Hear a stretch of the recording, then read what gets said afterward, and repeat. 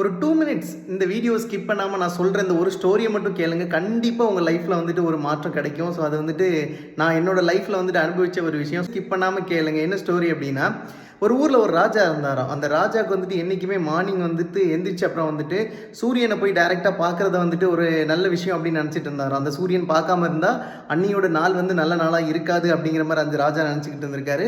தினமும் காலையில் எந்திரிச்சோன்னா அவரோட குதிரையில் போயிட்டு அவர் சூரியனை பார்த்ததுக்கப்புறம் தான் மற்றவங்களை எல்லாரையும் பார்ப்பாராம். ஸோ ஒரு நாள் இது மாதிரி அந்த ராஜா காலையில் எந்திரிச்சு குதிரையில் போயிட்டு இருக்கும்போது அந்த சூரியனை பார்க்குறதுக்கு முன்னாடி வந்துட்டு ஒரு பிச்சைக்காரங்களை வந்துட்டு பார்த்துருவாராம். ஸோ பார்த்த உடனே அந்த ராஜாவுக்கு வந்துட்டு ரொம்பவே கஷ்டமாயிரும். ஐயோ, இன்னைக்கு நம்ம வந்துட்டு சூரியன் பார்க்கறதுக்கு முன்னாடி இந்த பிச்சைக்காரனை போய் பார்த்துட்டோமே, இன்னைக்கு நம்மளோட நாள் எப்படி இருக்குது அப்படிங்கிறது தெரியலையே அப்படின்னு சொல்லிட்டு ரொம்ப வருத்தப்பட்டுட்டு அரண்மனைக்கு திரும்ப வரும்போது ராஜாவோட தலையில் வந்துட்டு ஒரு குச்சி விழுந்துருமா. ஸோ குச்சி விழுந்தோன்னே ராஜாவுக்கு வந்துட்டு ரொம்பவே வருத்தமாயிரும். ஐயோ, இந்த பிச்சைக்காரனோட முகத்தை முழிச்சனால நம்ம தலையில் குச்சி விழுந்துருச்சே அப்படின்னு சொல்லிட்டு அரண்மனைக்கு வந்து மந்திரிகிட்ட சொல்லுவாராம், போய் அந்த பிச்சைக்காரனை கூட்டிகிட்டு வாங்க அப்படின்னு சொல்லிட்டு கோவமாக சொல்லுவாராம். ஸோ அந்த மந்திரியும் கோவமாக போயிட்டு அந்த பிச்சைக்காரனை கூட்டிகிட்டு வந்து சொல்லுவாராம். கூட்டிகிட்டு வந்துட்டு வந்தோடனே ராஜா சொல்லுவாராம், இன்றைக்கி நான் உன் முகத்தில் முளைச்சதுனால தான் என் தலையில் வந்து குச்சி விழுந்திருக்கு. நான் உனக்கு தண்டனை கொடுக்க போகிறேன்.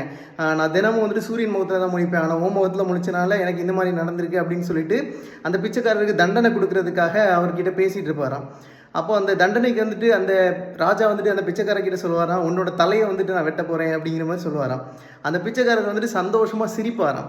ஸோ சிரிக்கும் போது இந்த ராஜாக்கு ரொம்பவே ஒரு வித்தியாசமாக இருக்குமா, என்ன நான் உன்னோட தலையை எடுக்க போகிறேன்னு சொல்கிறேன், இப்படி சிரிக்கிறானே அப்படின்னு சொல்லிட்டு. அப்புறம் அந்த ராஜா அந்த பிச்சைக்காரர்கிட்ட கேட்பாராம், நான் உன்னோட தலையை வெட்ட போகிறேன்னு சொல்கிறேன், நீ ஏன் சிரிச்சிட்டு இருக்க அப்படின்னு சொல்லிட்டு. அப்போ அந்த பிச்சைக்காரர் ஒரு வார்த்தை சொல்லுவாராம். அதை கேட்டு அந்த ராஜாவே அவரை போங்க அப்படின்னு சொல்லிடுவாராம்.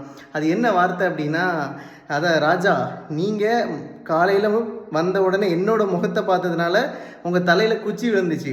ஆனால் நான் காலையில் எந்திரிச்சு வந்து உங்களோட முகத்தை பார்த்தனால என் தலையே போக போகுது பார்த்தீங்களா. அப்போது என்னோட முகத்தை விட உங்களோட முகம் வந்துட்டு எப்படிப்பட்ட ஒரு மோசமான முகமாக இருக்குது பார்த்தீங்களா அப்படின்னு சொன்னோன்னே ராஜாக்கு நிஜமாகவே ரொம்ப ஐயோ, நம்ம வந்துட்டு இப்படி இருந்திருக்கோமே அப்படின்னு சொல்லிட்டு ரொம்ப ஃபீல் ஆயிருமா.